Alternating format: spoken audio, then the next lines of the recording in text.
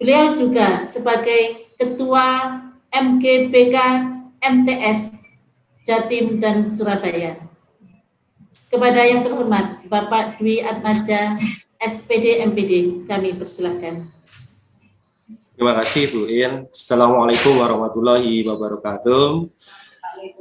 Yang terhormat pada Bapak Kepala Madrasah MTS N3 Kota Surabaya dan Bapak Ibu yang hadir di sini, Bapak Ibu guru dan anak-anak tercinta semuanya, luar biasa. Dan saya berharap juga Bapak Ibu wali murid juga mendampingi kali ini karena materi yang saya sampaikan ini juga membutuhkan sedikit kerjasama dengan Bapak Ibu semuanya. Oke, anak-anakku semuanya, tadi sudah disampaikan sama Bu Il, nama lengkapnya saya Pak Dwi Atmaja, biasanya dipanggil Pak Dwi. Dan ini satu hal yang luar biasa, saya bisa tatap muka berjumpa dengan anak-anak yang selama ini sudah berapa tahun ini tidak pernah ketemu. Ini luar biasa dengan jumlah yang sangat banyak. Kali ini saya mau mengajak kalian semua untuk sama-sama belajar bagaimana kita mengembangkan karakter dan bagaimana kita menjadi seorang pegiat dari literasi. Jadi literasi itu tidak hanya membaca, tapi nanti bisa menulis, berpuisi, bersastra, atau mungkin nanti ada yang tadi tertarik membahas tentang fotografer, nanti bisa juga nanti kita nge-vlog, apa itu termasuk salah satu jenis dari literasi. Dan nanti ini saya share dulu materi saya.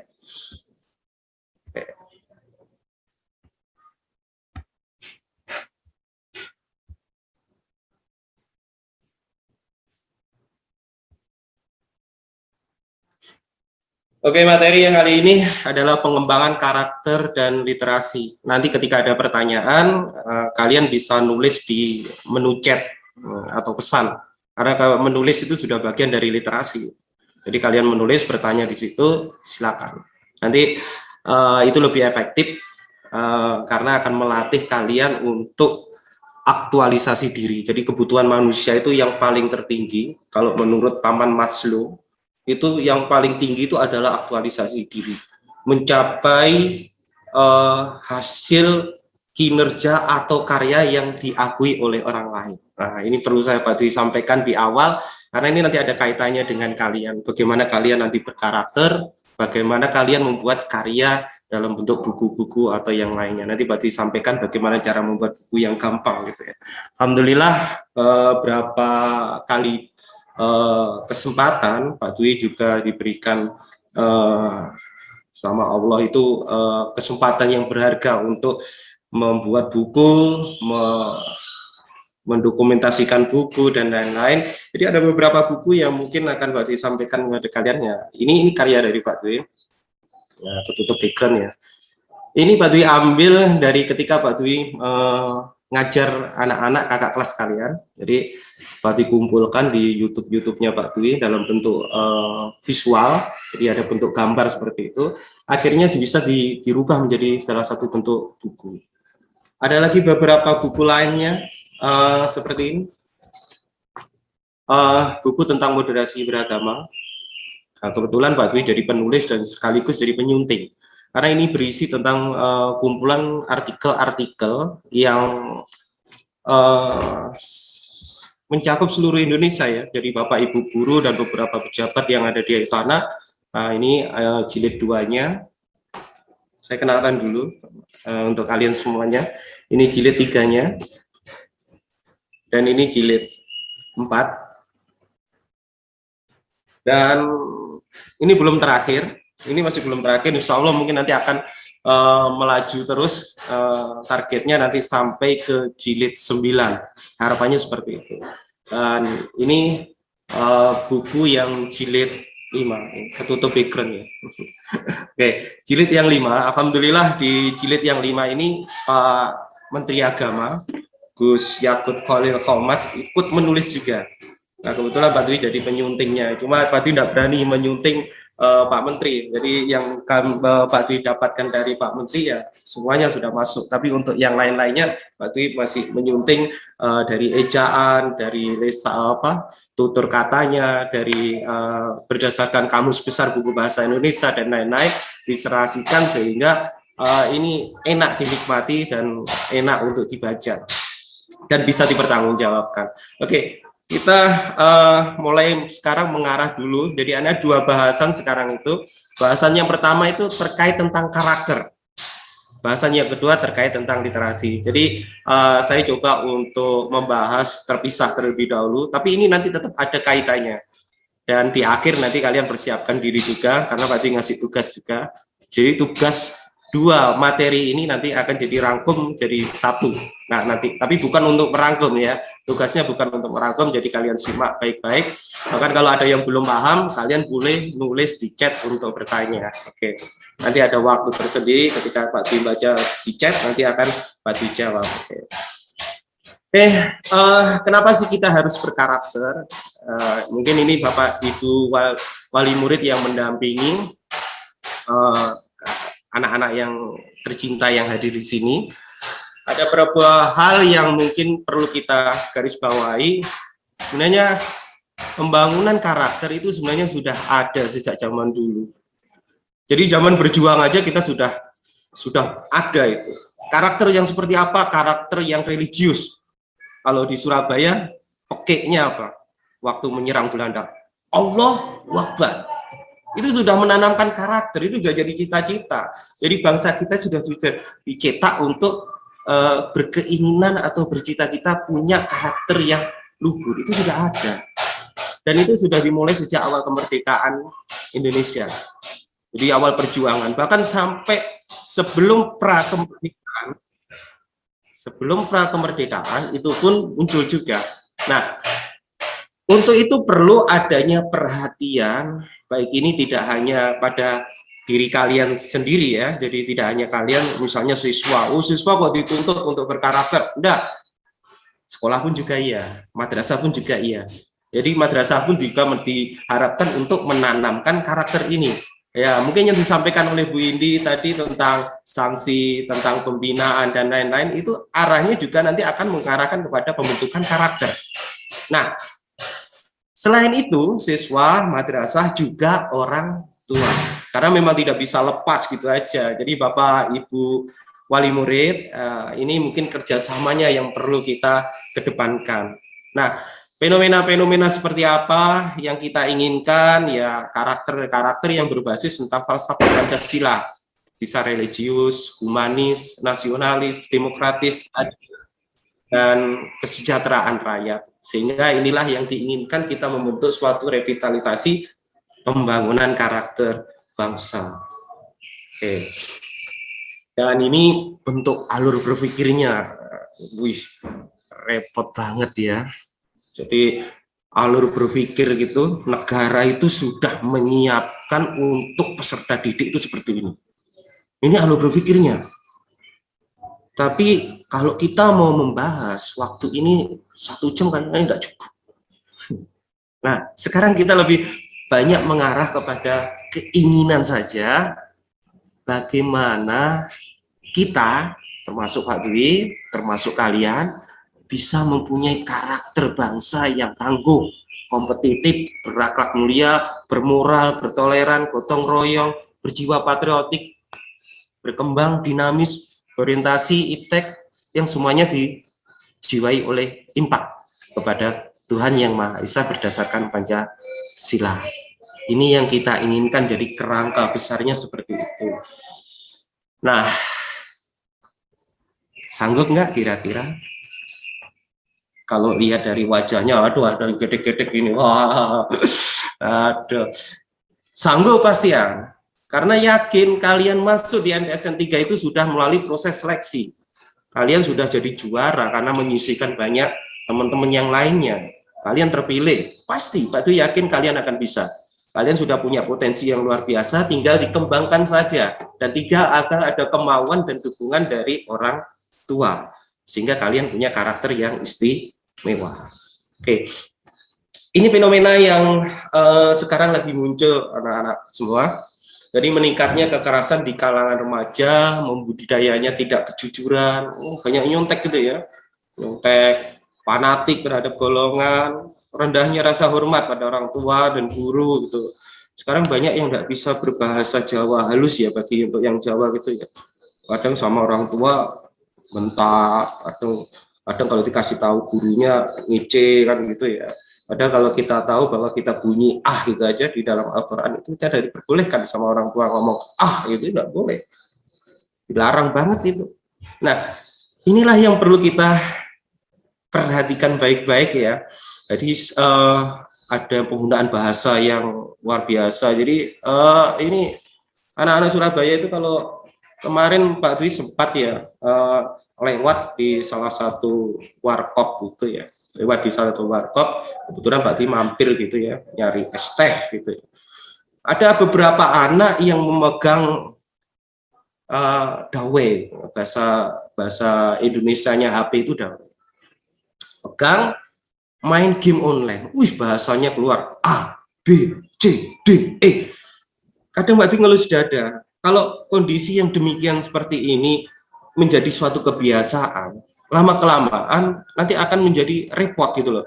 Ketika di Surabaya barangkali mungkin itu dimaklumi gitu ya, karena memang Surabaya itu kadang seperti itu ngomongnya kayak gitu. Tapi ketika itu berada di luar Surabaya, di daerah yang mungkin ada di Sunda misalnya, di Jawa Barat sana, kita refleks kebiasaan ngomong seperti itu, ya bisa jadi akan jadi pertengkaran, membuat orang menjadi tersinggung.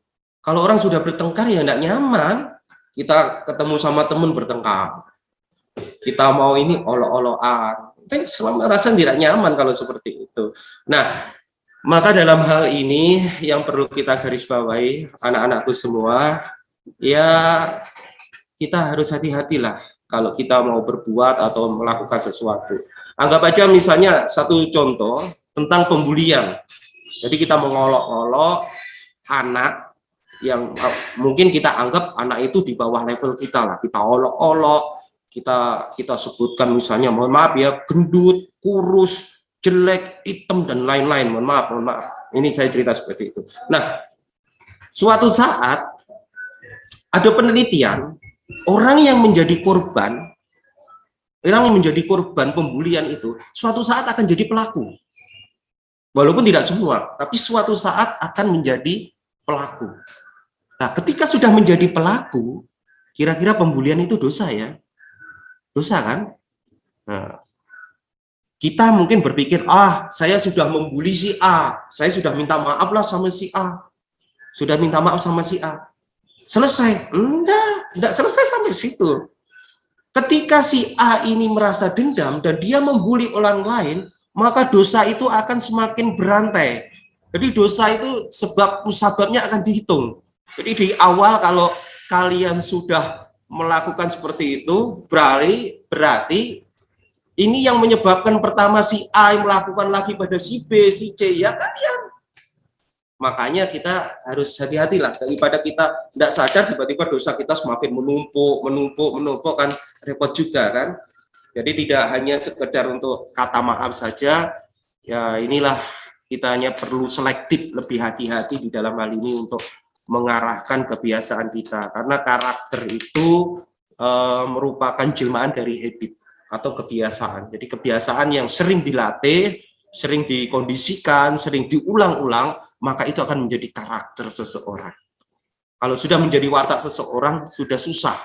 Kalau sudah melekat banget, menjadi kerak. Jadi kalau mau menggosok panci gosong itu luar biasa, itu kita harus gosok seperti itu. Jadi kita ibaratkan seperti itu. Maka karakter yang baiklah yang perlu kita pupuk, yang perlu kita biasakan jadi habit ya, menjadi sikap kita, karena menjadi watak kita. Dan karena kalau kita tahu bahwa watak itu berbeda dengan watuk ya, kalau bahasa Jawanya seperti itu.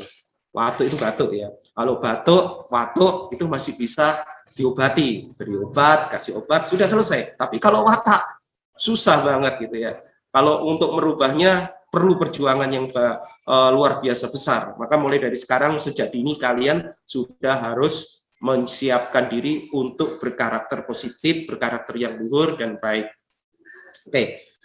Nah, dalam hal ini karakter apa yang menjadi prioritas di awal sudah Pak disampaikan. Yang terpenting sekarang itu agak sedikit riskan ya. Jadi kalau di media massa itu sekarang itu banyak sekali olok-olok, menghujat, membuli, bahkan kalau kita tidak hati-hati berujung kepada tindakan pidana gitu ya, bisa masuk penjara dan lain-lain. Jangan dipikir kalian seusia kalian masih anak-anak tidak masuk penjara, masuk. Kemarin ada kasus seperti itu, menghina seseorang tokoh, dan itu akhirnya jadi bahasan. Jadi tidak enak juga di kita, jadi hidupnya tidak nyaman, walaupun tidak ditahan pun ya tetap harus laporan ke kepolisian, ke pihak yang berwajib, pihak yang berwenang. Jadi hidup kita jadi tidak nyaman, tidak enjoy sama sekali. Maka hati-hatilah, kalau kita mau bermedsos atau yang lainnya, hati-hatilah untuk saat ini. Oke.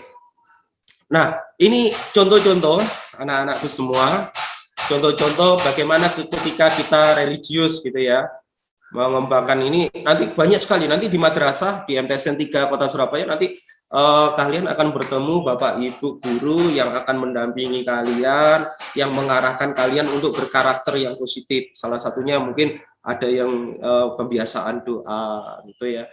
Doa itu memang sepele, tapi kalau kita tidak ada pembiasaan ya sudah. Misalnya ambil ini kopi gitu ya, minum. Kalau kita tidak biasa berdoa, langsung glogok seperti ini.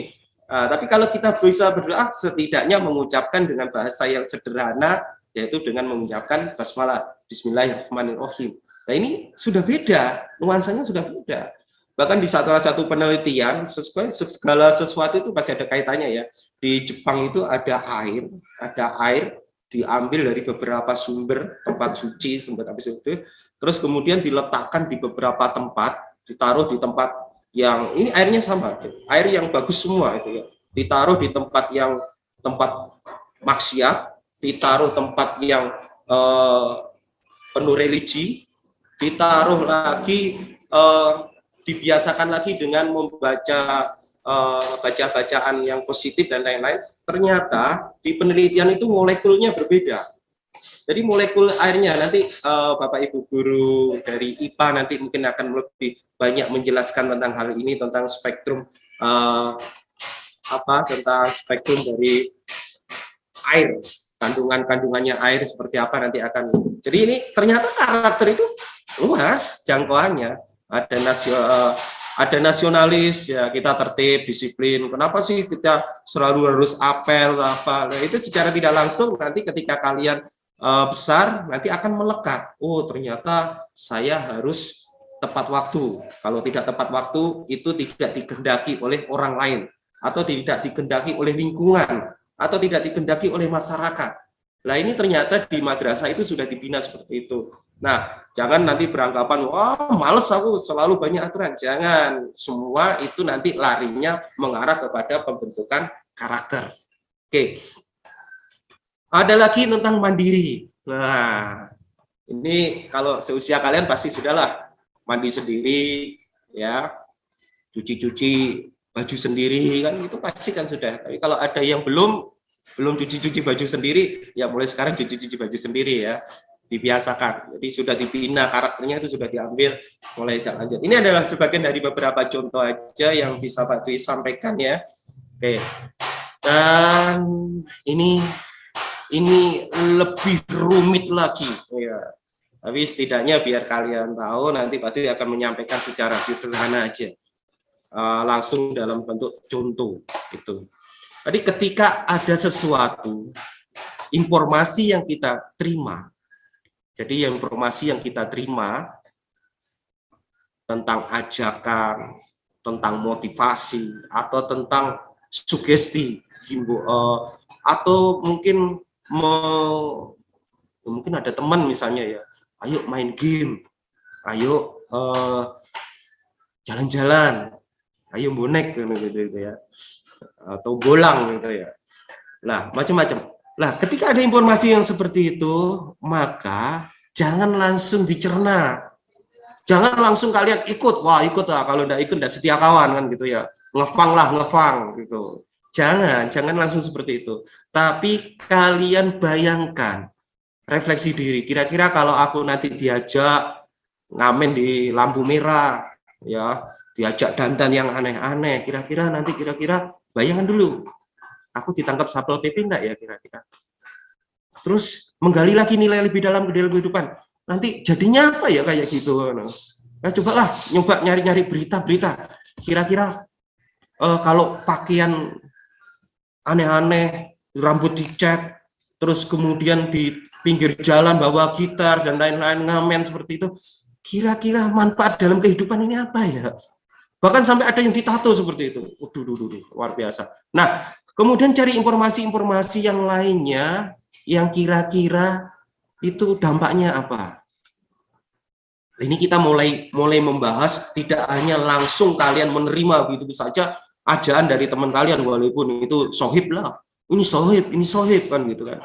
Masa aku nolak sohib ya mulai sekarang harus kalian pinter, karena itu nanti akan berpengaruh pada kalian. Nah, ketika ada yang seperti itu, diskusikan dengan teman-teman kalian yang kiranya teman-teman kalian itu bisa dianggap jadi perimbangan, atau bisa jadi komunikasi dengan orang tua.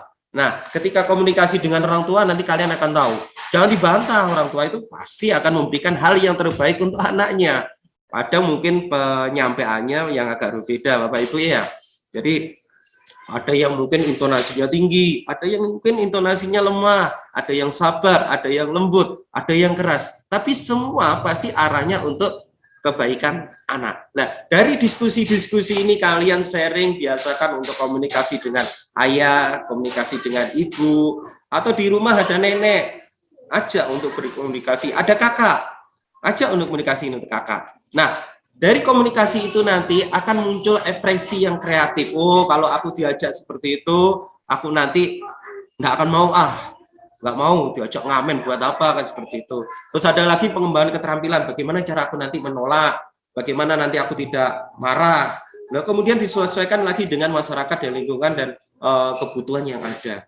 Dari sinilah nanti kalian akan bisa mengintegrasikan suatu nilai, atau mungkin lebih bahasa gaulnya diajak yang aneh-aneh atau apa, kalian nanti bisa memfilter. Jadi nanti tidak hanya sembarang ikut-ikutan. Oke, sampai di sini, ini diagram ini ribet banget ya, tapi ini sebenarnya kalau kita mau mengonsep ini, jadi konsep sederhana yang Pak Dwi sampaikan itu, insya Allah mungkin kalian tidak akan terjerumus ke dalam ajakan-ajakan yang mengarah ke negatif. Tapi kalau misalnya itu nanti dibalik, misalnya kalian diajak, misalnya tadi ada yang tertarik ingin badminton gitu ya, aku ingin badminton, aku ingin fotografer, ya. Nah, ini nanti yang akan menjadi potensi yang luar biasa, sehingga mengintegrasikan dalam nilai kehidupan dengan cara-caranya, ada keterampilannya seperti apa, ekspresi kreatifnya seperti apa, itu nanti posisinya jadi akan terbalik dari awal. Kalau si awal tinggal negatif, kita bisa menjauhi, tapi kalau positif ajakan itu, nanti kita bisa lebih banyak untuk mengembangkannya, bukan malah menjauhi, tapi lebih banyak untuk mengembangkannya. Oke, nanti lanjutkan lagi untuk slide selanjutnya. Nah, kali ini kenapa Pak Dwi sampaikan, ini sebenarnya adalah peta opini intoleran pelajar. Ini ada sangkut pautnya dengan karakter yang tadi Pak Dwi awal-awal sebutkan, ada pembulian, ada ada kekerasan dan lain-lain. Ini sebenarnya ada petanya seperti ini. Jadi kalau yang warna merah ini lebih banyak intoleran. Ini Pak Dwi ambil dari suatu penelitian ya. Pak Dwi tidak hanya masuk warna gitu, enggak ya. Ini ada penelitian. Pak Dwi ambil penelitian dan itu ada warna-warnanya. Nah, termasuk Jawa Timur ini masih netral. Nah, ini munculnya di mana? Di medsos. Muncul di medsos, terus kemudian mengolok-olok dan lain-lain itu. Ini pelajar. Jadi maka di awal tadi saya sampaikan tidak ada istilah kebal hukum kalau terkait tentang undang-undang IT ini untuk kategori pelajar. Ya nanti kalau walaupun usia pelajar dilihat kapasitasnya itu berbahaya untuk keamanan negara dan bangsa ini, ya harus dijalani proses hukum gitu. Makanya Pak tidak ingin anak-anak MTSN 3 tercinta ini terjerat di dalam hal-hal yang sifatnya negatif seperti itu. Ini masih peta opini. Jadi gambaran-gambaran, argumen opini. Nah, sekarang kita lihat untuk aksinya. Wah, luar biasa, Jawa Timur masih most toleran. Jadi sudah tidak ada ekspresi misalnya bawa golok, bawa pisau, mengancam dan lain-lain, masih kategorinya masih kategori aman. Tapi yang warna merah ini sudah luar biasa, anak-anak.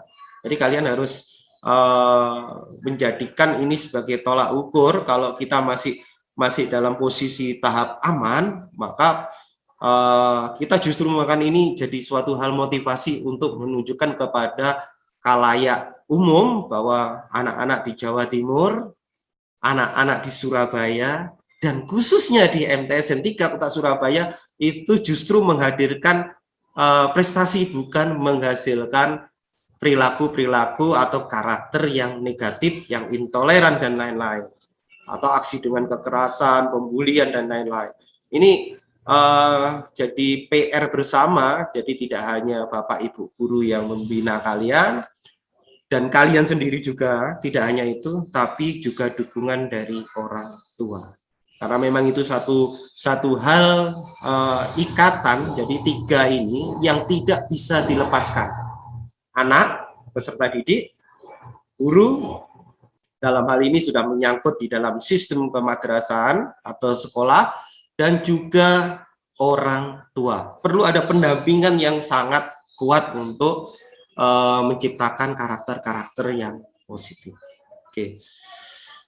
Dan mungkin di awal tadi Pak Kiai Karti sudah membahas tentang moderasi beragama ya. Ini berarti sedikit untuk mengajak kembali atau mengulang yang beliau sampaikan, karena ini memang ada kaitannya dengan karakter. Jadi ketentuan untuk pengarahan karakter ini ada di KMA yang terbaru. Jadi KMA itu adalah keputusan Menteri Agama tahun 2019. Jadi di dalam pengembangan karakter ini, khususnya di dalam lingkup madrasah, ini kita ditekankan dalam beberapa kriteria, ada 11. Oke, ini adalah kriteria yang diinginkan ada di madrasah dari kalian semuanya. Tawasun, seimbang. Ada tawasud, tengah-tengah. Ada tasamuh, toleransi. Di awal-awal kita sudah membahas itu ya. Ada iktidal, adil, syuro, musyawarah, ada musawah, dan khutbah, persamaan, dan contoh yang baik. Terus kemudian awaliyah, mengutamakan prioritas yang utama itu ya. Islah, damai, ada tahadur, peradaban, berkemajuan. Ada lagi inovatif, kreatif, dan dinamis. Kemudian muwatona, nasionalis. Nah, inilah yang sebenarnya diharapkan dari kalian semua nanti ketika kalian belajar gitu ya. Kalian belajar di MTSN 3 Kota Surabaya, kalian bisa mengembang-kembangkan karakter ini. Karakter ini yang kalian kembangkan. Dan ini nanti jadi modal kalian untuk di masyarakat. Kenapa kita harus seimbang? Kita tidak hanya mendengarkan berat sebelah gitu ya. Jadi berat sebelah. Jadi karena itu teman, walaupun itu salah, karena itu teman, ya aku bela. Nah, itu yang enggak boleh. Jadi kita harus seimbang. Posisi juga berada di tengah-tengah dan lain-lain. Ada lagi misalnya kalau ada pertengkaran, ya kita harus berusaha untuk mendamaikan lah. Khususnya kalau ada teman yang bertengkar. Tapi ketika kita tersinggung, ketika kita marah, kita sendiri juga harus membalikan pada diri kita sendiri untuk agar kita juga damai. Terus kemudian yang menarik dalam hal ini tentang tatawur wa ibtika, jadi inovatif, kreatif, dan dinamis. Nah ini sebenarnya ada kaitannya dengan yang Pak Dwi inginkan dalam bahasan ini tentang kaitannya dengan literasi.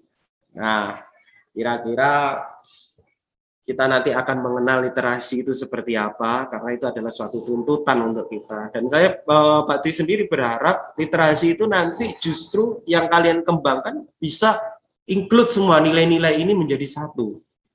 Nilai-nilai ini bisa kalian kembangkan, dikemas dalam satu literasi yang nanti menghasilkan karya, dan itu memang benar-benar bermanfaat. Oke. Nah, untuk itulah sebenarnya kita perlu kembali kepada pendiri pondasi pendidikan ini, Ki Hajar Dewantoro.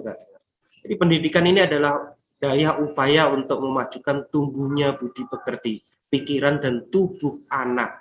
Bagian-bagian itu tidak boleh dipisahkan agar kita dapat memajukan kesempurnaan hidup anak-anak kita. Bapak Ibu wali murid mungkin juga bisa menyaksikan ini. Jadi sekolah itu tidak hanya nyari pinter. Kalau di sini oleh Bapak Ki Hajar Dewantoro itu diasumsikan pikiran. Jadi tidak hanya untuk pikiran, tidak hanya untuk tubuh anak besar dewasa seperti itu, tidak hanya seperti itu toh. Tapi yang pertama diletakkan oleh beliau, yang pertama itu adalah budi pekerti. Apa artinya kalian pinter kalau kalian tidak punya akhlak? Apa fungsinya kalian punya tubuh yang kuat, besar, kalau kalian tidak punya akhlak dan tidak punya pikiran? Jadi ini selaras. Jadi beliau memang mengedepankan, meletakkan susunan seperti ini, meletakkan di budi pekerti adalah pikiran yang pertama, kemudian harapan yang pertama di dalam pendidikan itu, kemudian pikiran, dan baru perkembangan tubuh anak. Nah, inilah yang mungkin perlu kalian semua, anak-anakku tercinta, agar kalian resapi. Jadi kalian sekolah tidak hanya nyari pinter, tapi kalian membentuk akhlak yang baik, membiasakan atau membentuk karakter. Nah, ini yang diinginkan dari kita bersama. Oke. Nah, sekarang kita sudah akan membahas beberapa bentuk literasi. Ya, jadi ada literasi itu ada kemampuan kita menyimak. Ini literasi dini awal gitu ya. Jadi tentang bagaimana kita berinteraksi dengan sosial di rumah. Terus kemudian ada literasi dasar. Jadi kemampuan untuk mendengarkan, berbicara, menulis. Jadi semua itu sebenarnya literasi. Jadi kalian mau misalnya mau nge-vlog gitu ya, mau nge-vlog, mau membahas tentang hal-hal yang unik-unik gitu ya, bisa. Jadi ada lagi literasi keperpustakaan, macam-macam literasi itu anak-anak. Tadi ada kemampuan bagaimana cara kita membacaan fiksi, non fiksi gitu ya.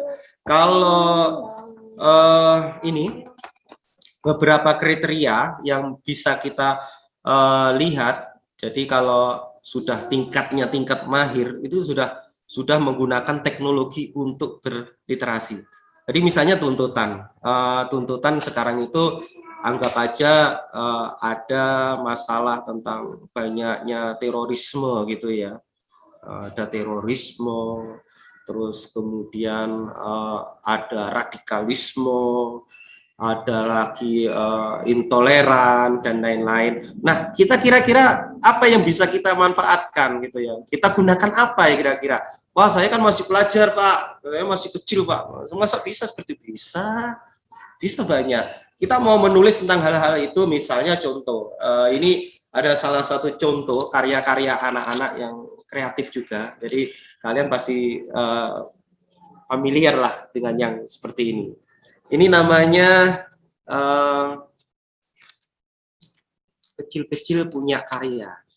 Jadi KKPK. Nah ini mereka menulis menggunakan literasinya, kemampuan untuk berliterasi, tulis dalam bentuk buku. Ini bermanfaat karena banyak yang senang dan isinya juga bagus-bagus. Jadi ada yang dalam bentuk tulisan seperti ini, ada gambarnya dan lain-lain. Dan ini semuanya memberikan semangat. Jadi isinya tentang positif, tentang hal-hal yang mengarahkan kita kepada hal yang kebaikan. Kenapa kita tidak mencoba gitu ya? Nah, kemudian bermedsos. Jadi bermedsos, menggunakan medsos itu baiknya seperti apa gitu ya. Jadi ini yang kita inginkan sebenarnya, Bapak Ibu wali murid yang hadir, yang ada di sini. Ini sebenarnya yang kita inginkan anak-anak kita itu nanti di dalam mengembangkan literasi ini dukungan dari Bapak Ibu wali murid. Insya Allah mungkin MTSN 3 Surabaya ini sangat adiktif ya, sangat responsif menerima prestasi-prestasi yang luar biasa. Itu terbukti kemarin ada beberapa siswa yang membuat karya dan dibukukan oleh Bapak Kepala Madrasah kita. Jadi beliau itu sangat senang dengan prestasi, itu sangat senang. Dan ini jadi potensi untuk Bapak Ibu mendorong anak-anaknya untuk mengarahkan, wah anak-anakku harus jadi penulis, harus bisa bermanfaat. Karena yang terjadi saat ini Bapak Ibu, ya ini saya sharing aja, kalau kita meninggal, kita hanya bisa menyampaikan secara lisan seperti ini, memberikan pitutur, memberikan kata-kata bijak. Ketika kita meninggal, maka lisan yang kita sampaikan, pitutur yang kita sampaikan, ya sudah habis, hilang. Entah berantah akan pergi kemana sudah. Kan tidak mungkin orang yang sudah mati mau menyampaikan lagi, malah justru tidak didengarkan, malah takut semua, orangnya lari semua. Nah, tapi kalau sudah ditulis di dalam buku, nah ditulis di literasi di dalam buku, maka ini akan menjadi motivasi tersendiri untuk orang lain. Dan memotivasi diri sendiri untuk berubah menjadi lebih baik lagi. Malu dong, aku nulis sesuatu hal yang positif, ternyata aku tidak bisa lebih positif lagi, malah justru penurunan. Lah, Bapak Ibu wali murid, ketika jenengan semua bisa mendukung putra-putra jenengan untuk mengarahkan menulis atau berliterasi, ya itu sangat diharapkan. Dan adanya dukungan dari madrasah memfasilitasi hal tersebut, itu juga jadi modal. Mari kita bersama-sama untuk memanfaatkan momen ini. Dan itu yang terpenting, kalian semua, siswa-siswa MTSN 3 Kota Surabaya, harus semangat nulis gitu ya. Nulis itu gampang. Nanti kita akan coba belajar menulis dengan trik-triknya. Nanti bisa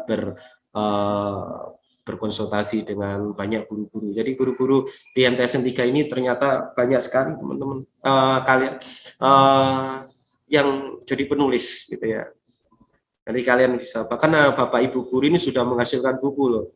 Jadi hasilkan buku, dikumpulkan jadi bareng artikelnya, terus kemudian dicetak. Jadi nanti kalian bisa lihat karya Bapak Ibu guru di MTSN 3 Kota Surabaya di perpustakaan, nanti kalau kalian sudah masuk gitu ya. Sekarang kan masih daring ya. Oke. Biar tidak bosan, sekilas kita coba akan mendengarkan atau melihat video dulu ya. Pengertian literasi. Gerakan literasi sekolah adalah kemampuan mengakses, memahami, dan menggunakan sesuatu secara cerdas. Tujuan gerakan literasi sekolah: menumbuh kembangkan budi pekerti, menumbuh kembangkan budaya, meningkatkan kapasitas, menjadikan sekolah sebagai tempat belajar yang menyenangkan. Persentase melek huruf di Indonesia. Berikut adalah data melek huruf pada tahun 2010 sampai 2014. Melek huruf di Indonesia. Pada tahun 2016, Indonesia menduduki posisi ke-64 dan 2015 menduduki posisi ke-62. Siapkah untuk berubah?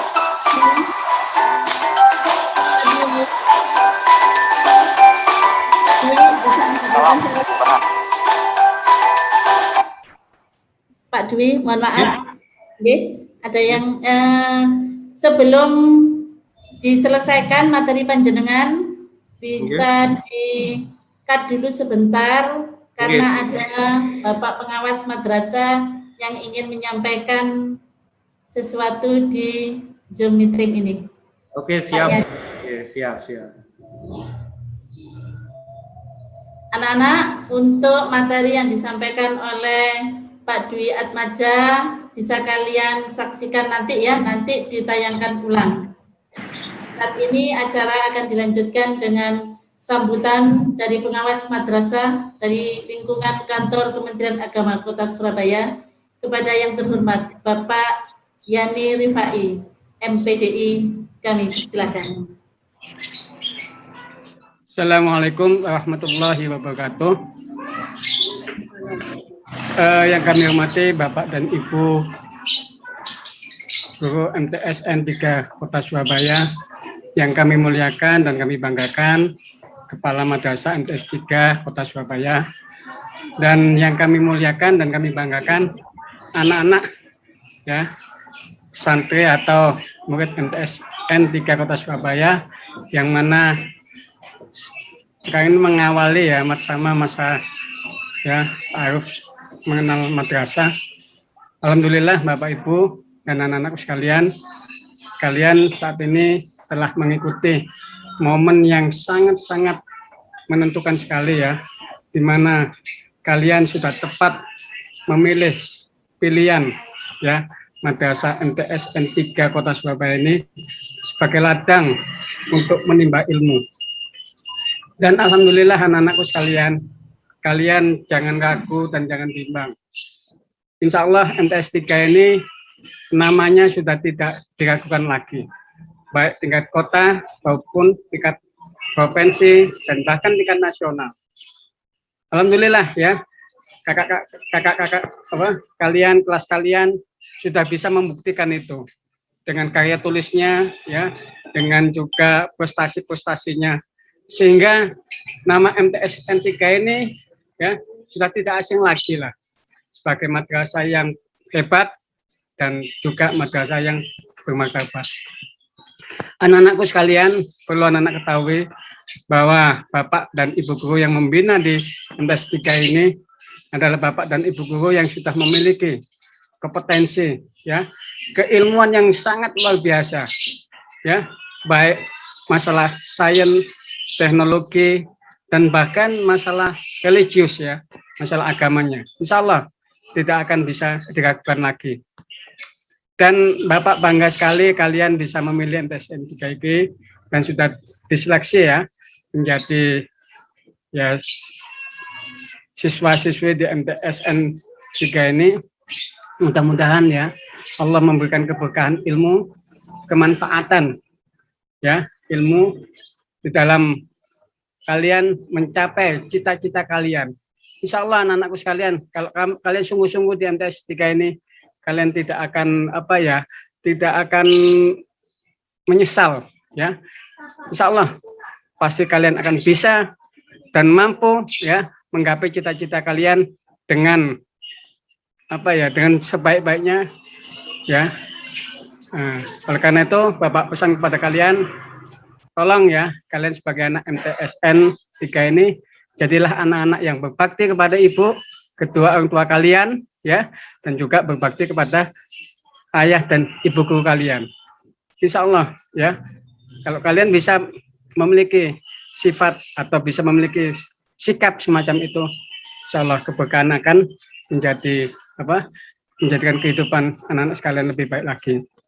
Dan juga Bapak Ibu guru sekalian, kami selaku pengawas ya, mohon maaf baru kali ini bisa muncul ya, karena binaan kami juga harus kami monitoring juga, harus kami pantau pelaksanaannya, sehingga alhamdulillah pada siang ini Bapak bisa menyapa kalian semua, dan saya sangat bangga dan terima kasih kepada Bapak Ibu guru di MTSN 3 ini ya, dengan antusias sekali, dengan sangat bangga, dan kami memantau bahwa Bapak Kemenak pun tadi sudah bisa menyapa, dan bahkan Bapak Kasbagti pun bisa menyapa. Alhamdulillah, ini suatu keberkahan buat kita semuanya.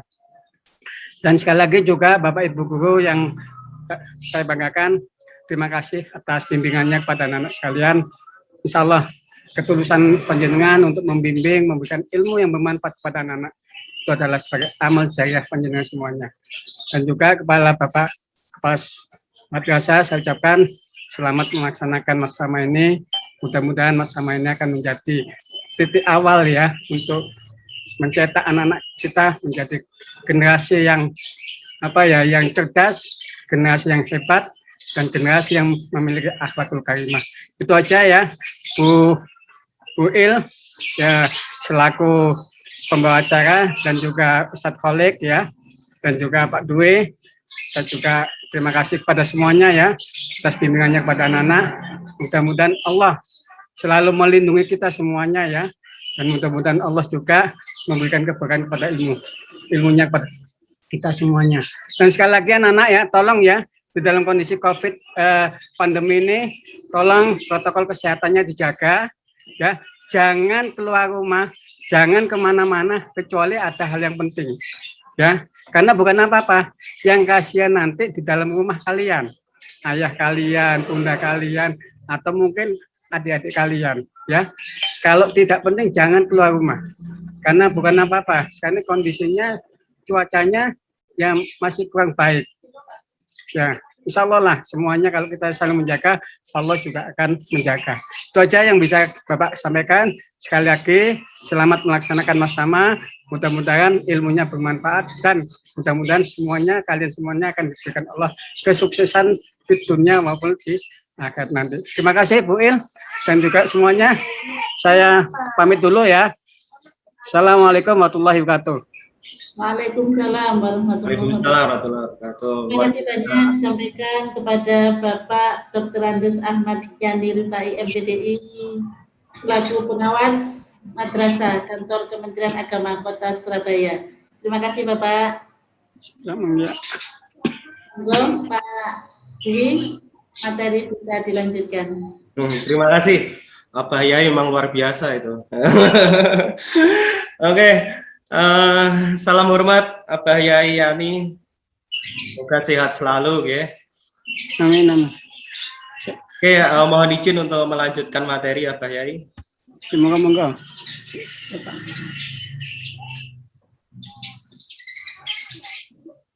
Oke, sebelum anak-anak semua, sebelum ini awal-awal mungkin sedikit Pak Dwi mau mengajak kalian untuk nanti Pak Dwi lanjutkan lagi yang tadi, presentasi yang tadi, video yang tadi. Tapi ini terkait tentang pemanfaatan medsos yang bijak.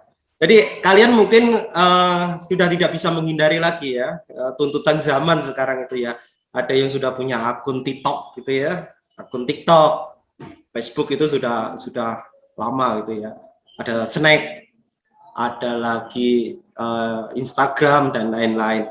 Nah, ini tidak bisa kita hindari, tapi kalau bisa kita manfaatkan dengan sebaik-baiknya. Jadi ini sudah salah satu bentuk literasi visual, namanya literasi visual, keterangannya di atas ini.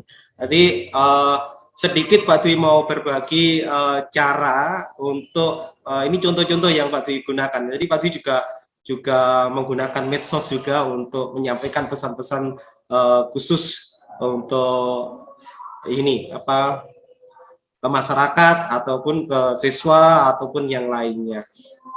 Nah, ini contoh yang bisa Pak Dwi sampaikan. Nah, ini tentang jejak pahlawan. Jadi Pak Dwi buat di dalam suatu snack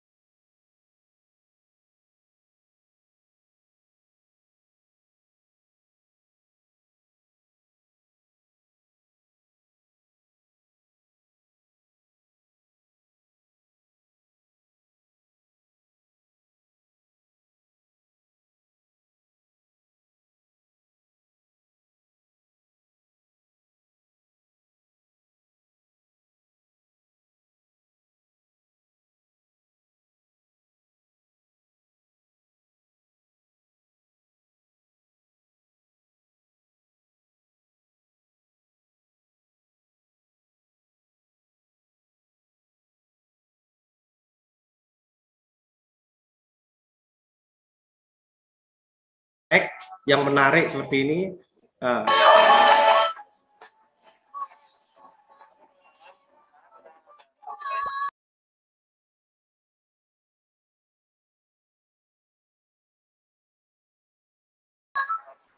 Ini ketika Pak Dwi berkunjung di Makassar. Jadi berkunjung di Makassar dimanfaatkan untuk menjadikan satu literasi tersendiri. Jadi kita manfaatkan semuanya ya. Jadi potensi-potensi yang kita miliki. Oke, ini himbauan untuk vaksin. Vaksin bukan suatu hal yang menakutkan. Vaksin itu adalah suatu hal untuk antisipasi diri kita sendiri. Abaya Yani tadi sudah menyampaikan kita harus menjaga kesehatan. Oke. Nah, kebetulan pas waktu Ramadan, jadi Waduh kasih improvisasi musik Ramadan, gitu ya.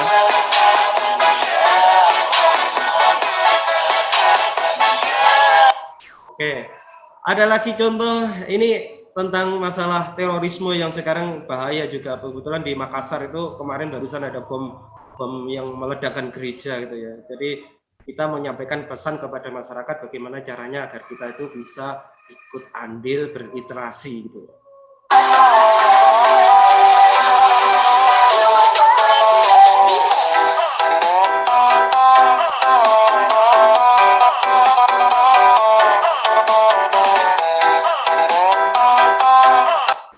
Oke, ini itu mungkin yang bisa kita lakukan kan, sederhana tapi kita sudah berusaha untuk literasi. Nah, banyak sebenarnya kalau mau melihat lagi kakak-kakak kelas kalian yang disampaikan lagi di sini. Oke. Kita akan melihat beberapa ini blog-blognya Pak Dwi. Jadi Pak Dwi membuat tulisan-tulisan di dalam blog dan ketika blog ini artikel-artikel ini sudah kumpul, biasanya Pak Dwi bukukan. Ada beberapa artikel yang Pak Dwi ambil dari orang atau tokoh masyarakat yang Pak Dwi tuliskan di sini. Jadi ini gratis, membuat blog itu gratis. Jadi kita bisa berliterasi dimanapun, kapanpun kita bisa melakukannya. Dan suatu membanggakan jika nanti ditulisi nama kalian misalnya Rofik MTSN 3 Kota Surabaya. Ini suatu kebanggaan gitu, tapi nulisnya yang sopan, yang santun, yang bermanfaat tentunya, bukan tulisan yang jelek, tulisan yang bahaya dan lain-lain seperti ini. Dan ini beberapa video konten-konten dari siswa MTSN 3 Kota Surabaya. Ini kalau Pak ditunjukkan aja satu gitu ya, buat kita lihat kontennya seperti apa. Kita akan lihat kakak kelas kalian luar biasa loh. Jadi kalian bisa belajar bareng sama kakak kelas kalian, luar biasa. Kita akan lihat. Assalamualaikum warahmatullahi wabarakatuh. Saya Fikriani dari kelas 8E absen 26.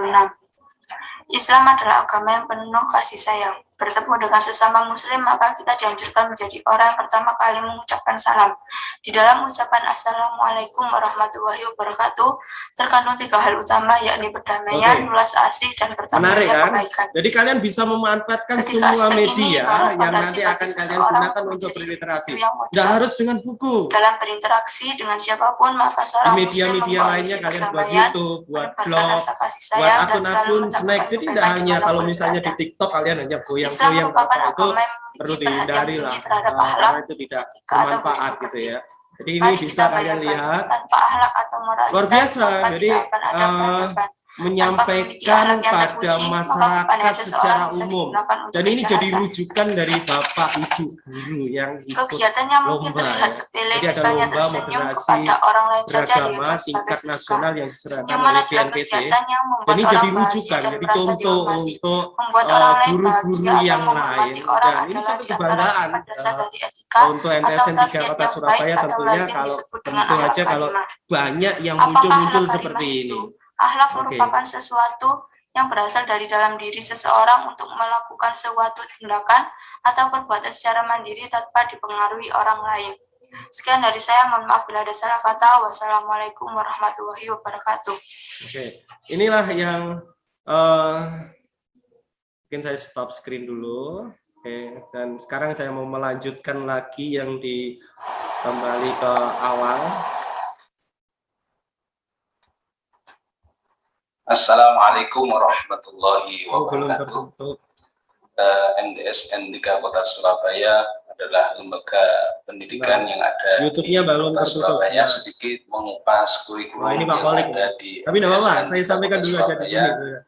berkenaan dengan moderasi beragama, bahwa madrasah merupakan tonggak utama dalam mengembangkan moderasi beragama, di mana di dalamnya di MDSN 3 Kota Surabaya diajarkan kepada sudah terlanjur keluar ini ya. bahwa menghormati, menghargai, luar biasa. Jadi banyak paham-paham potensi-potensi yang luar biasa pada Bapak Ibu guru di aliran-aliran MDSN 3 Kota Surabaya. Jadi di MDSN 3 manfaatkan Surabaya. potensi-potensi Oleh tersebut. karena itu, Sering dalam kalian belajar, maka, sering mendekati Bapak Ibu guru, tanya untuk menggali potensi yang kalian miliki. Beliau-beliau pasti akan mendampingi dengan ikhlas, dengan hati yang terbuka, dan kalau kalian bisa menorehkan di dalam bentuk prestasi, beliau-beliau pasti akan bangga dan menjunjung tentu saja tinggi senang gitu ya, perbedaan yang dalam ada artinya di wah antara muridku ini pemeluk luar biasa. agama Oke. Islam. Oke, waktunya mungkin kita sudah agak mepet ini ya. Bisa tutup dulu. MDSN 3 Kota Surabaya dalam. Oke, saya akan stop dulu. Oke, saya lanjutkan tentang literasi yang di awal, yang tadi sempat berhenti sebentar.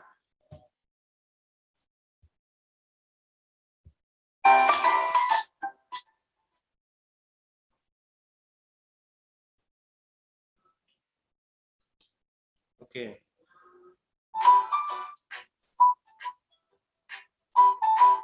Tahukah kamu? Berdasarkan data World's Most Literate Nations tahun 2016, peringkat literasi Indonesia berada pada urutan kedua terbawah dari 61 negara.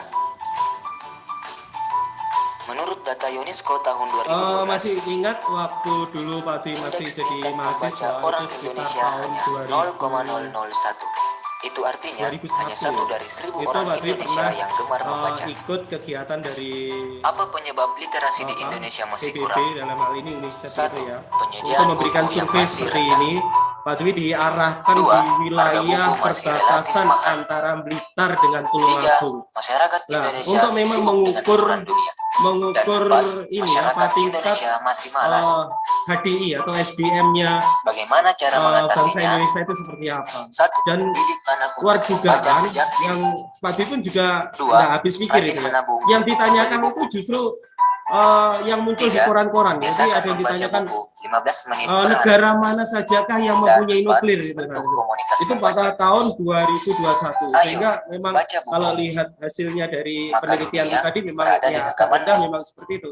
Karena minim Gerakan dalam hal literasi nasional, membaca. strategi Jadi, meningkatkan minat baca. Makanya kita Tahukah semua kamu, harus tingkat melek huruf di Indonesia mencapai lebih 96,3%. maksimal lah. Masa Namun, kita malu sayangnya kan minat baca masyarakat masih sudah rendah. bertahun-tahun Menurut tidak ada BPS, penambahan dari 90,27% HDI-nya anak usia atau sekolah suka SDM-nya. menonton televisi. Jadi Dan hanya yang perlu kita 18,94% sikapi dalam hal yang ini suka apa membaca. yang Buku yang sering kurang dibaca gitu ya. antara lain Ayat satu Iptek ini 5%, lihat pelajaran aja ini. 9%, ragam ilmu 12%, majalah dan surat kabar 13%, rohani 22%, serta komik. Nah, yang paling banyak komik ya. 39%. Tapi tidak apa-apa lah, yang penting membaca daripada enggak gitu ya. Oke, dan sekilas Pak Dwi mau menarik ke arah kejayaan Nusantara kita. Jadi bangsa kita sebenarnya adalah bangsa yang luar biasa, anak-anak semua. Jadi kita sudah bisa membuat candi yang seperti itu ya. Padahal itu kalau sekarang bangun Candi Borobudur itu, tentu kalian pernah ke Candi Borobudur kan, kita jalan aja capek gitu ya. Kalau tidak ada traktor, tidak ada bego seperti itu, dan tidak ada alat-alat untuk mengangkat seperti itu, apa mungkin gitu ya. Dan yang lebih luar biasa lagi, tanpa semen bisa asimetris seperti itu dan tidak rubuh. Bentuknya pun desainnya bagus. Ini adalah suatu kejayaan yang ada di masa lalu. Bahkan kerajaan Sriwijaya juga jadi pusat peradaban seperti itu. Dan Borobudur sendiri pun di dalam versi Al-Quran macam-macam ya. Ada yang kita percaya ternyata Indonesia itu adalah negara Atlantis. Jadi negara yang dulu itu negara yang makmur, yang peradabannya bagus dan tenggelam oleh lautan. Itu menurut kepercayaan beberapa argumen dari peneliti-peneliti yang ada saat ini ya, berusaha untuk membuktikan itu. Anggap aja ini suatu kejayaan lah. Terus kemudian sudah bisa membuat dinar, membuat mata uang dan lain-lain. Ini suatu kejayaan bangsa kita. Nah, dan kita juga lihat betapa semangatnya luar biasa bangsa ini, walaupun kadang ada yang agak salah gitu ya. Apa rahasia mereka nekat itu ya. Nah, kita lihat ini kalau sekarang sudah tidak ada. Kalau zaman dulu naik kereta api seperti ini masih ada. Tumpuk-tumpuk ini KRL, padahal itu atasnya listrik gitu. Dan kuburan pun yang jadinya dianggap tempat yang seram itu malah dijadikan tempat cuci-cuci, banjir dimanfaatkan, nyuci kan, di kuburan lagi. Ini bangsa yang nekat kita itu ya. Nah, kenekatan-kenekatan yang seperti ini sebenarnya bisa disalurkan ke arah potensi yang luar biasa juga. Jadi kalian juga harus bisa nekat gitu ya. Oke, nah ini seandainya mungkin, ini ada bonek gitu, naik pesawat, seandainya mungkin bisa naik pesawat, kalau yang naik gandol truk kan banyak juga ya anak-anak itu ya, gandol truk bahkan sampai kemarin itu yang di Pasuruan mana itu sampai ada yang terlindas truk. Jadi tolong hati-hati ya, kembali kepada yang awal bahwa kita harus selektif menerima ajaan dari teman, dampaknya seperti itu. Nah, kenapa kita tidak nekat untuk menulis? Karena menulis itu sudah menjadi budaya kita. Zaman dulu tidak ada kertas, yang dipakai adalah daun lontar. Ada yang ditulis di batu. Jadi kalau kalian nanti lihat-lihat di prastasi zaman dahulu, jadi ada candi, pasti ada prastasinya. Itu diukir, sampai menulis itu pun diukir di batu, karena tidak ada kertas waktu itu. Nah, ini semangatnya luar biasa, dan itu sudah ada melekat pada jiwa pendahulu kita, nenek moyang kita. Nah, kenapa kita tidak mau nekat nulis? Nah, yang jelas menulis itu luar biasa. Jadi kalian nanti punya beberapa manfaat, yaitu bisa menjadikan ini sebagai terapi penyembuhan. Pak Dahlan Iskan itu jangkok hati itu ya. Dia itu rajin menulis sampai alhamdulillah sampai sekarang masih sehat beliaunya. Padahal hatinya sudah dicangkok dan bukan asli lagi itu ya. Terus mencegah kepikunan. Ini semua berdasarkan data ya. Terus kemudian bargaining position. Jadi kita mempunyai nilai lebih. Jadi mulai TKW menulis, mantan Ketua Mahkamah Konstitusi Mahfud MD, ini guru besar ini, sampai tukang becak dan pedagang mainan ini rajin menulis rubik di koran-koran atau apa itu, menulis seperti itu. Nah, kalian bisa memanfaatkan momen-momen seperti itu. Kalian nulis, kirimlah ore-orean atau apa, kirim ke Surya. Dan nanti kalau tulisan kalian dianggap layak, dan jadi prioritas sebenarnya. Karena kalau siswa, kalau orang-orang Bapak Ibu guru yang nulis itu sudah hal yang wajar gitu ya. Tapi kalau yang menulis itu siswa, itu jadi prioritas. Salah-salah sidik itu masih dimaafkan gitu ya. Nanti mungkin sama editornya masih diperbaiki dan lain-lain. Tapi jadi kebanggaan, nanti muncul misalnya nama kalian Ahmad, siswa MTSN 3 Kota Surabaya. Loh, Bapak Ibu guru yang membaca ya seneng itu. Loh, masuk koran lah anakku, masuk korannya dalam hal prestasi. Oke. Terus kemudian ketika kita mau menulis ini, Pak Dwi ceritakan bagaimana kita menulis. Ini baik menulis buku ataupun menulis koran. Ini yang awal-awal itu adalah persiapan nulis dan saat menulis dan selesai menulis. Ini yang terpenting anak-anakku semua. Jadi ketika waktu kita mau menulis ya kita siapkan semuanya, kertas, atau mungkin kita mau menulis pakai HP. Menulis pakai HP bisa enggak? Bisa. Kita buat cari aplikasi yang kita ngomong sudah ngetik sendiri. Banyak aplikasi yang seperti itu. Ngomong, nulis sendiri, terus kemudian banyak-banyak mencari referensi, membaca, main ke perpustakaan dan lain-lain. Nah, itu nanti jadi referensi kalian, menambah wawasan kalian untuk menulis, membuat karya.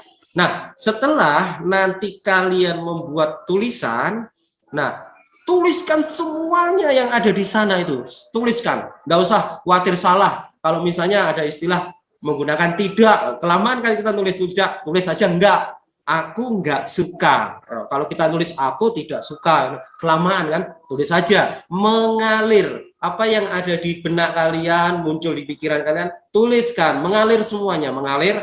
Nah, itu nanti akan bermanfaat ketika nanti kalian menorehkan gagasan itu sehingga tidak terpotong. Setelah jadi, lah baru kalian teliti lagi, baca ulang. Nah, setelah kalian baca ulang, oh ternyata yang tadi gak, harusnya menurut ejaan yang benar diganti tidak. Nah, itu lebih mudah lagi, tinggal kita mengoreksi. Oh, yang tadi seharusnya subjeknya ada di belakang, harusnya yang lebih bagus ditata lagi di depan. Oh, ini perlu tanda titik, ini perlu tanda koma, dan lain-lain. Akhirnya jadi tulisan. Nah, setelah selesai, baru kalian kirim. Ya, kalau masih misalnya belum siap, ya kalian kirim aja dulu di blog, bikin blog kayak Pak Dwi tadi. Atau nulis di Facebook, nulis di status Facebook, tulis. Yang terpenting tulisan kalian tidak boleh menyinggung sara, suku, ras, dan agama. Tulisan yang sederhana saja tentang bagaimana kalian belajar di MTSN 3 Kota Surabaya, ceritakan kebaikannya, bahas tentang profil gurunya yang ramah-ramah, yang baik, terus kemudian bimbingan ekstranya yang luar biasa, prestasinya juga yang luar biasa. Kalian tuliskan di blog-blog kalian, atau di Facebook kalian, atau di IG kalian, dan lain-lain lah. Kalau lebih canggih lagi, kalian buat visual tadi kayak tadi, yang bikin snack atau TikTok yang mengandung konten muatan khusus yang bermanfaat untuk masyarakat. Nah, karena memang ada beberapa kriteria yang mungkin perlu kalian ketahui, nanti sama Pak Robidin paling dibagi ya, materi ini akan dibagikan kan. Nah, ada beberapa hal. Yang pertama itu kutipan-kutipan itu tidak bisa dipertanggungjawabkan, referensinya kurang dan lain-lain. Ini yang menjadi permasalahan sehingga seringkali tidak dimuat. Tapi jangan kecil hati, terus berusaha, dan alhamdulillah beberapa tulisan Pak Dwi juga sering dimuat di media seperti ini. Jadi Pak Dwi juga menulis di media-media cetak. Ini ada yang dimuat juga di media online juga ada. Berapa kali Pak Dwi mencoba, dulu awalnya juga gagal, ditolak.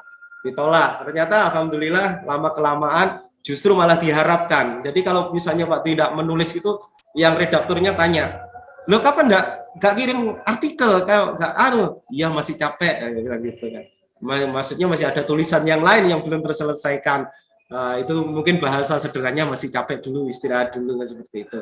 Nah, dan yang terpenting perlu kita siasati bahwa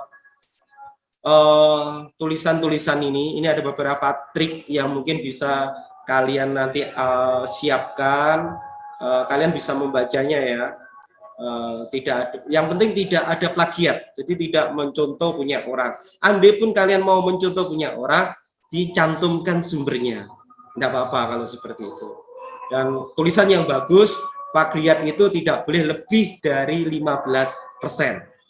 Jadi buku itu ya murni punya tulisan kalian. Ya, bagaimana bisa menulis begitu banyaknya? Ya, ada salah satu caranya. Jadi kita mau menulis bukunya seperti apa? Ya, buku setebal apapun kita mulai dari awal kata yang sangat singkat. Jadi nanti akan numpuk ketemu. Ambil contoh di buku Moderasi Beragama jilid 5. Ini awal mulanya temanya ini satu, yaitu kebangsaan, kebudayaan, dan keislaman. Setelah itu dibagi lagi menjadi beberapa kriteria. Jadi ada muncul beberapa subtema. Ada tema tentang interkoneksi agama dan budaya. Ada lagi tentang energi kehidupan Nusantara. Ada lagi orientasi budaya. Ada lagi potret budaya Indonesia. Terus kemudian konflik dalam budaya, membumikan budaya, dan banyak lagi ya. Ini tema-tema yang awal mulanya pertama simpel. Jadi kalau misalnya kalian mau menulis, tulis saja sederhana. bagaimana menjadi pelajar yang menjadi pelajar berprestasi. Nah, itu tema satu tema. Nah, kalian temanya selanjutnya bisa kalian tuliskan belajar yang baik. Nah, cara mencari prestasi di luar sekolah, mengikuti ekstra dan lain-lain. Kemudian menanamkan karakter-karakter yang positif untuk pelajar dan lain-lain. Itu bisa kalian runtut ke bawah, nanti akan jadi sebuah buku. Nah, kalau sudah jadi sebuah buku, ya kalian nanti kan teliti-teliti lagi ya, di awal tadi sudah sampaikan tulisannya sementing tulis saja enggak apa-apa, ngawur, tanda bacanya nanti masalah urusan terakhir. Nah, nanti baru buka lagi, lihat lagi satu persatu dan muncul. Nah, ada beberapa solusi. Kalau ada uang misalnya, ada dana gitu, ya kita cari penerbit lah. Ada penerbit itu yang memang kita dicetak, cetak kita bayar, tapi justru ketika kita menyerahkan artikel malah dibayar. Nah, makanya kita coba-cobalah. Siapa tahu nanti kalau kalian sukses jadi penulis, uang kalian nanti akan terus mengalir. Nah, mungkin itu yang bisa Pak Dwi sampaikan, dan saya kembalikan kepada Bu Il kembali. Monggo Bu Il. Barangkali mungkin ada juga pertanyaan-pertanyaan, atau mungkin waktunya sudah habis ya Bu Il ya. Monggo Bu Il, terima kasih waktunya sudah habis. Mungkin kalau dibuka pertanyaan mungkin satu Bapak Pak Dwi, mungkin anak-anak penasaran ingin bertanya, mungkin diberikan kesempatan satu anak. Oke. Oh nggih Bu Il, minta menyampaikan sesuatu pada anak, ada yang kurang tentang tugas. Oke, monggo. Anak-anak semuanya, ini dalam rangka tentang belajar berliterasi, nanti Pak Dwi menginginkan kalian buat satu puisi, temanya tentang budaya luhur bangsa Indonesia dengan karakter-karakternya. Monggo, terserah kalian semuanya. Yang penting itu karya kalian sendiri, nggak perlu khawatir salah. Nanti kalian tuliskan di Word. Jadi kalian buka Word, kalian tulis di situ puisinya. Nanti ada Pak Robidin yang akan memberikan link untuk men-share tugas-tugas kalian untuk masuk ke sana. Nah, siapa tahu karena Bapak Kepala Madrasah MTSN 3 Kota Surabaya ini senang dengan anak-anak yang berprestasi. Nanti karya puisi kalian bisa dibukukan. Nah, luar biasa nanti. Kalau hasilnya bagus dibukukan, dan Bapak Ibu wali murid mohon untuk didukung, karena untuk mencetak buku ini juga tidak murah loh gitu ya. Jadi kalau misalnya difasilitasi oleh madrasah dicetakkan jadi karya, kan ini juga luar biasa juga. Nah, dukung putra-putranya untuk menulis. Mungkin itu yang saya sampaikan tambahnya Bu Indi, monggo. Bu Il.